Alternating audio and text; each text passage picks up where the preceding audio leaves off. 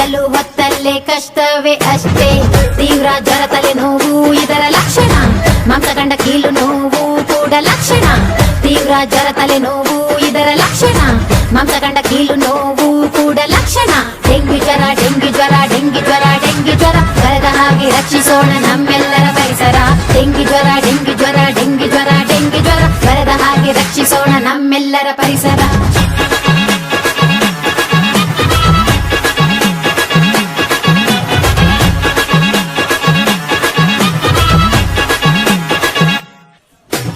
ಈ ರೋಗಕ್ಕೆ ಚಿಕಿತ್ಸೆ ಏನಂತ ಗೊತ್ತಾ?